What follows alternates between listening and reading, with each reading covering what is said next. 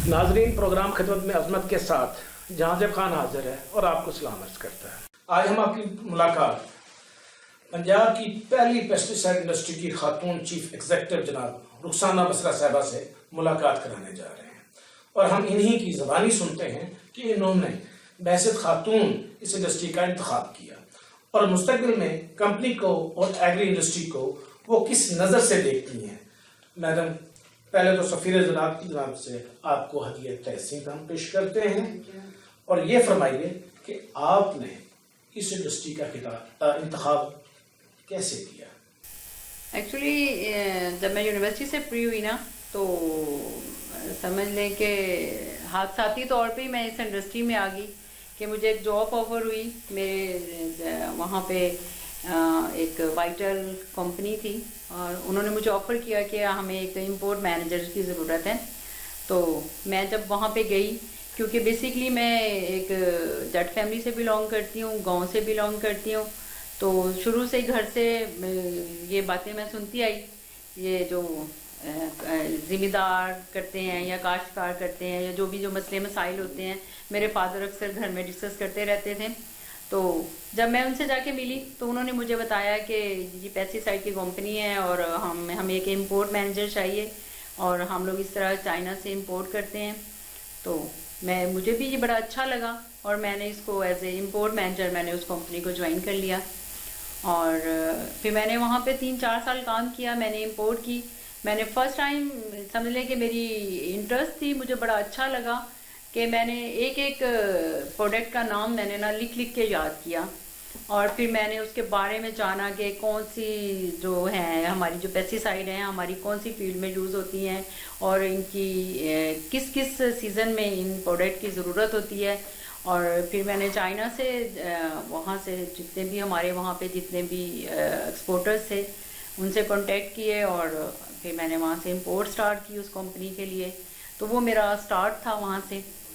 तो फिर उसके कुछ अर्सा बाद मैंने फिर एक चाइनीज़ ही थे, उनसे मैं इंपोर्ट किया करती थी चाइना से।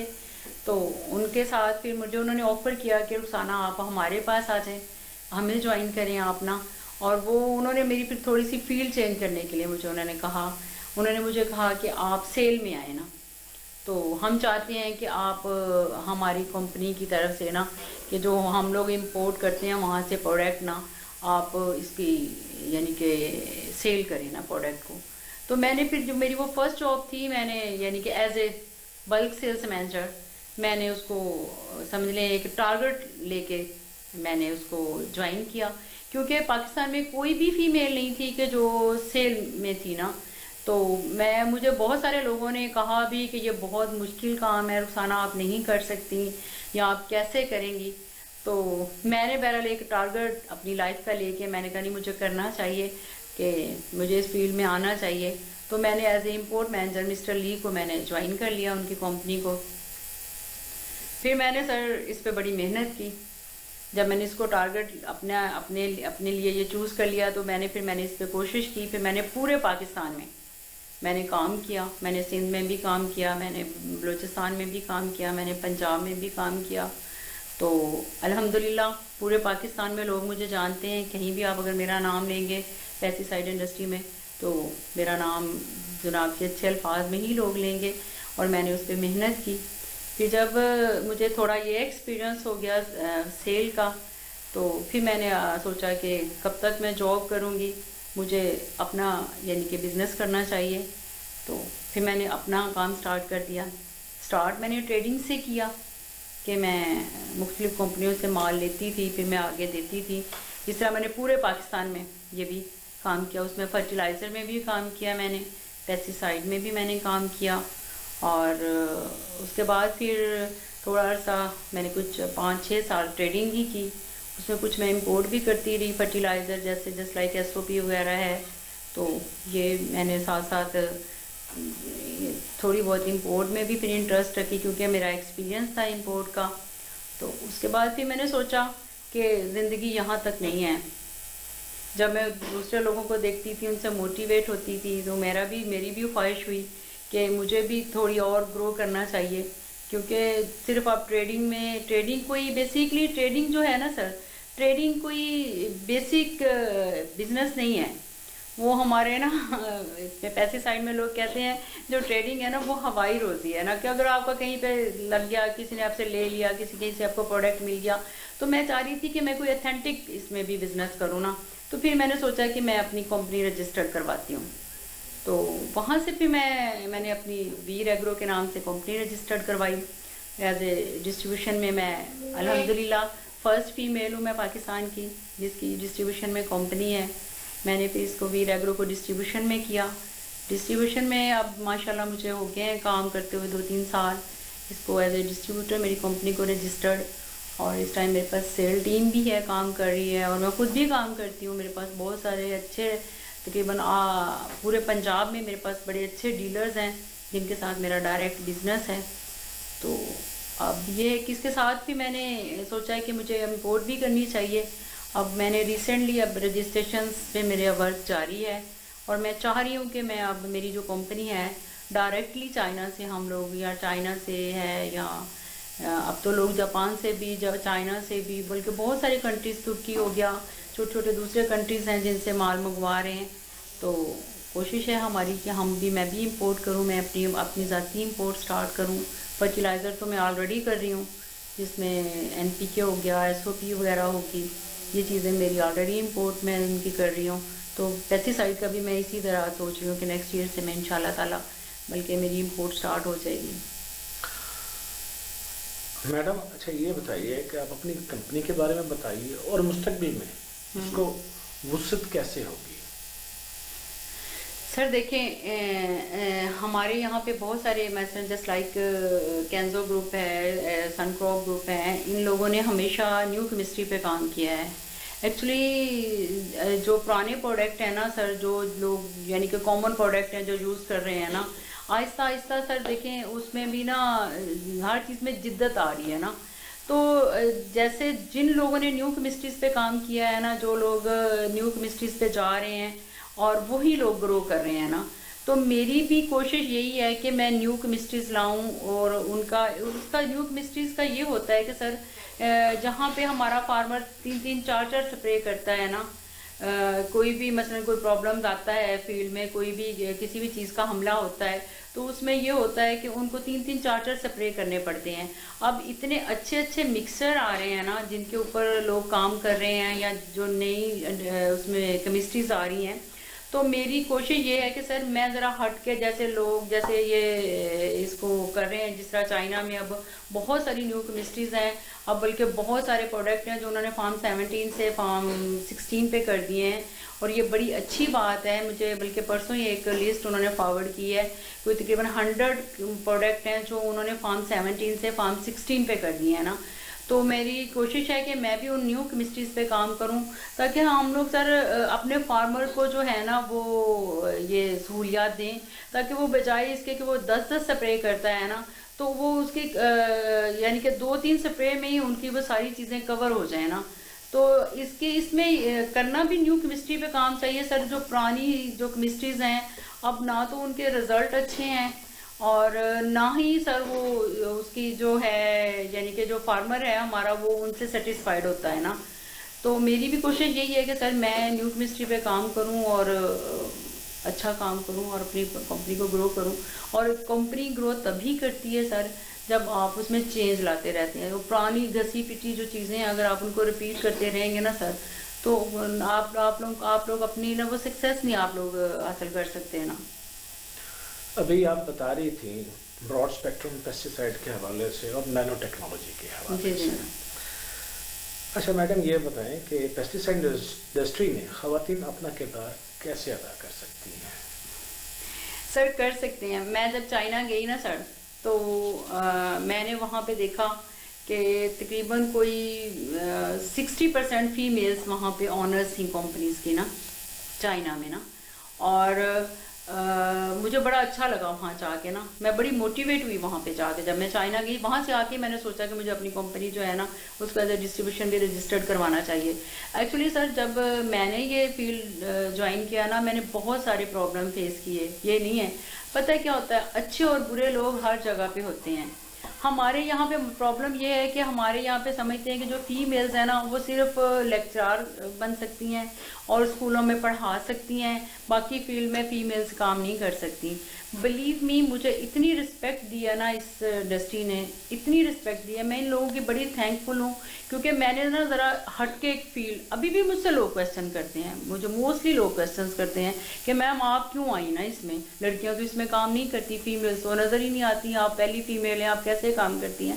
تو بات، کام دنیا میں کوئی مشکل نہیں ہے، اگر مرد کام کر سکتے ہیں تو عورتیں بھی کام کر سکتی ہیں. اور میں تو کہتی ہوں کہ مجھے دیکھ کے اور بھی فیمیلز اس میں آئیں اور کام کریں نا سر.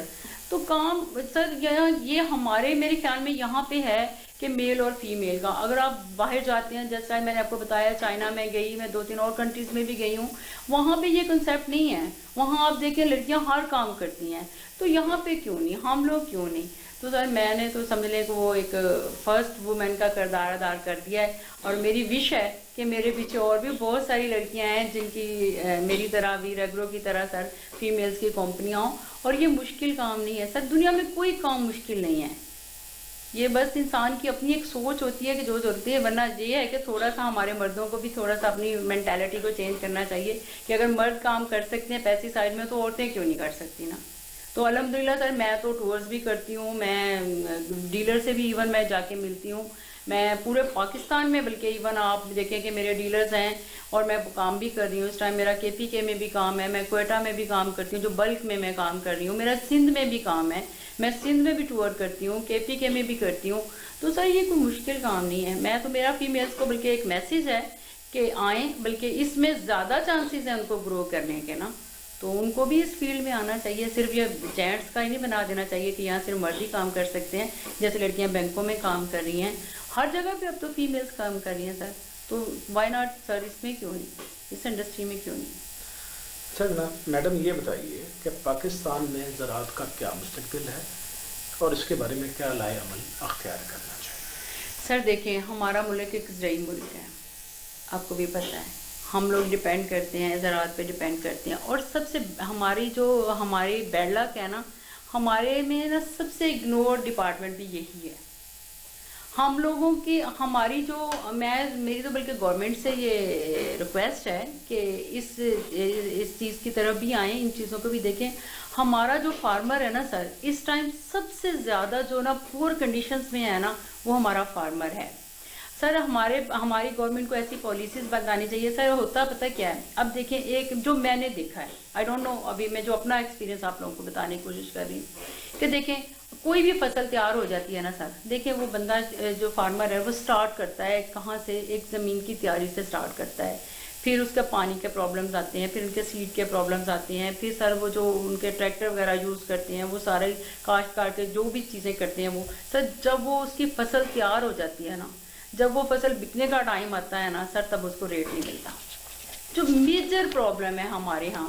اچھا، اب اس کے ساتھ کاٹن ہے، کاٹن کے سیڈ کا اتنا جو ہے نا پرابلم ہے نا یہاں پہ سر. سیڈ پہ ہماری گورنمنٹ کو کوئی ایسی پالیسیز بنانی چاہیے، گورنمنٹ کو کوئی ایسے سیڈ دینے چاہیے. اب دیکھیں، ہماری جو میجر ہماری جو فیلڈ تھی نا یہاں کی، وہ یہ تھی کہ کاٹن تھی، اور سب سے زیادہ اگنور کاٹن ہوئی ہے. اور کاٹن اب فارمر کو، ہم لوگوں کی پیسٹی سائڈ کی بنیاد ہی کاٹن پہ تھی. ہم جو سیزن ہے، جو پیسٹی سائڈ ہے ہماری ایک کاٹن ہے. تو کاٹن اس ٹائم ہمارے یہاں پہ اتنا، صرف سیڈ کی وجہ سے ہماری جو کاٹن ہے نا سر، وہ جو اتنے پرابلمز کا شکار ہے کہ اب فارمر کاٹن کی طرف آتا ہی نہیں ہے. اب یہ حالات ہیں کہ سر فارمر کو جا کے موٹیویٹ، ایون گورنمنٹ بھی اب کر رہی ہے کہ فارمر کو موٹیویٹ کر رہی ہے کہ آپ لوگ جو ہے نا وہ سیڈ کی طرف، اس کی طرف آئیں، کاٹن کی طرف آئیں.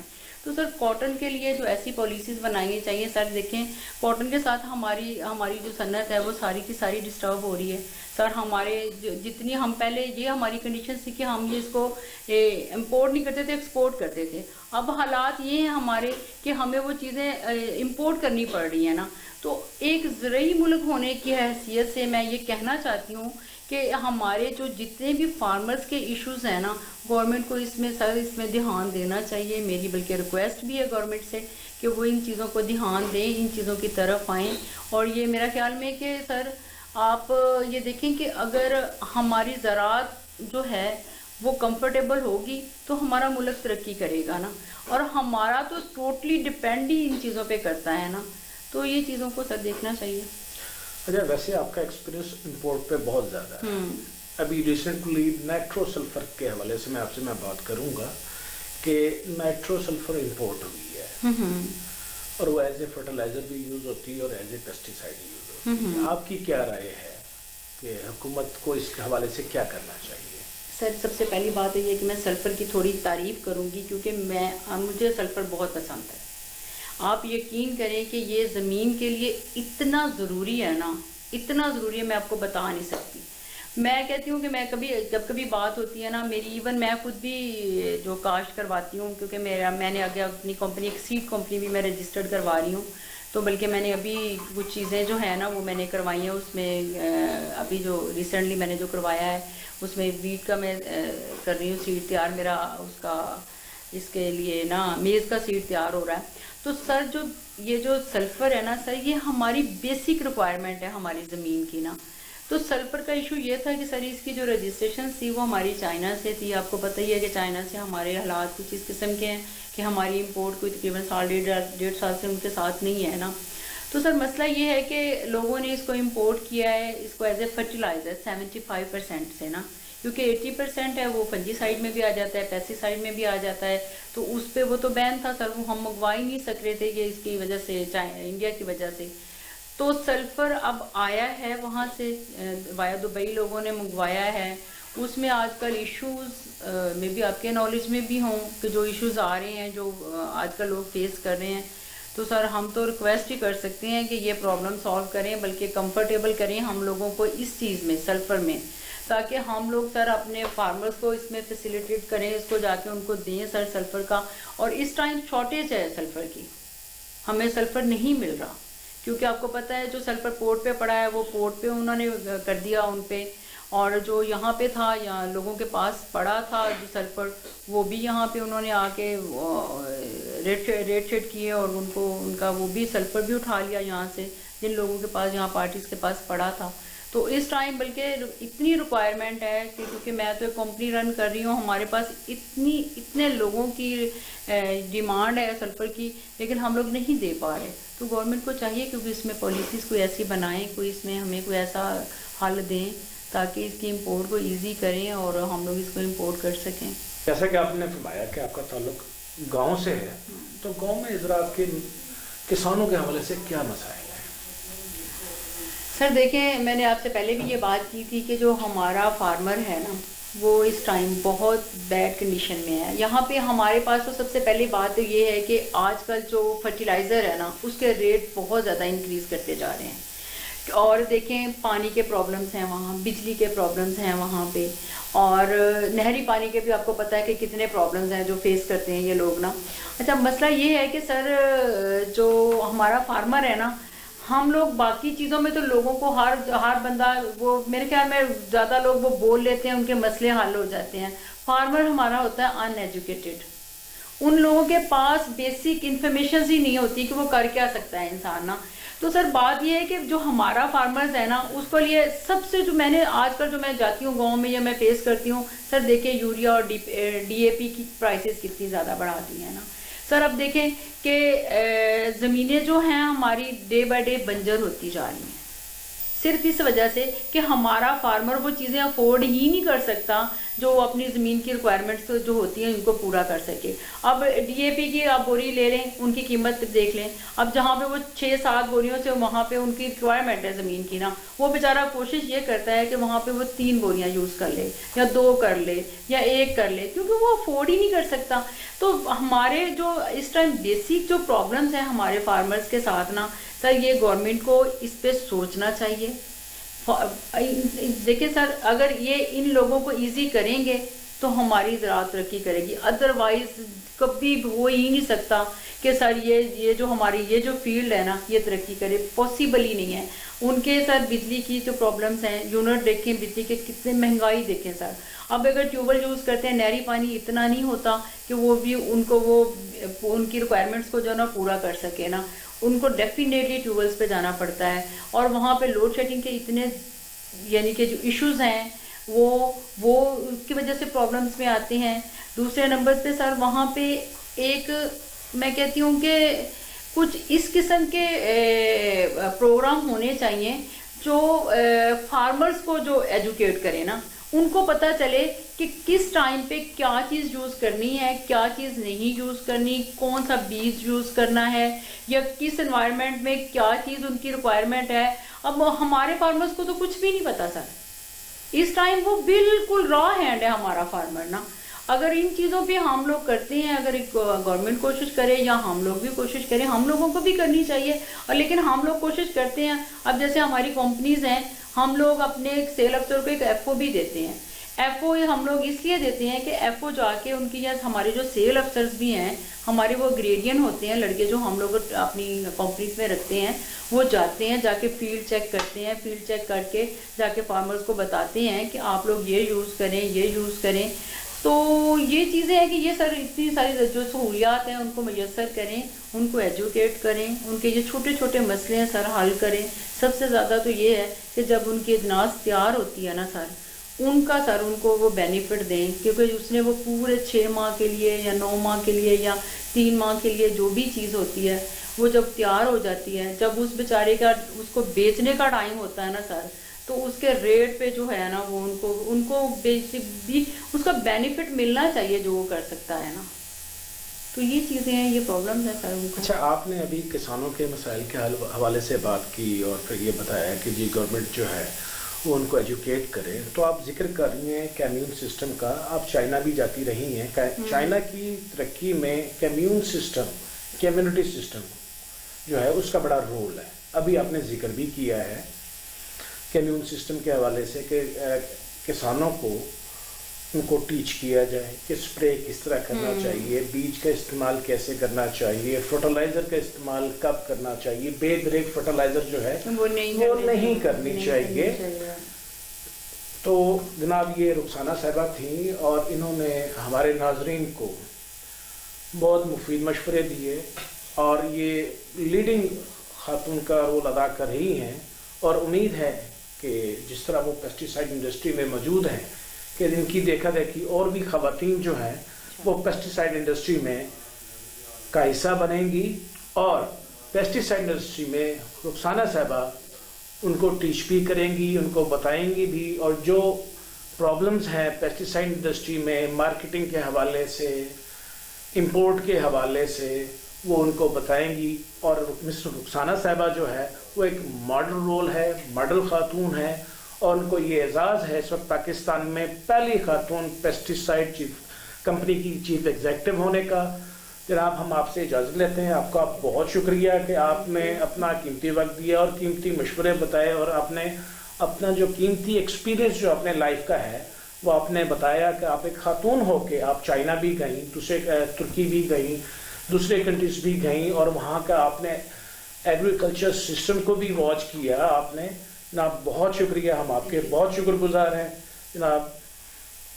السلام علیکم.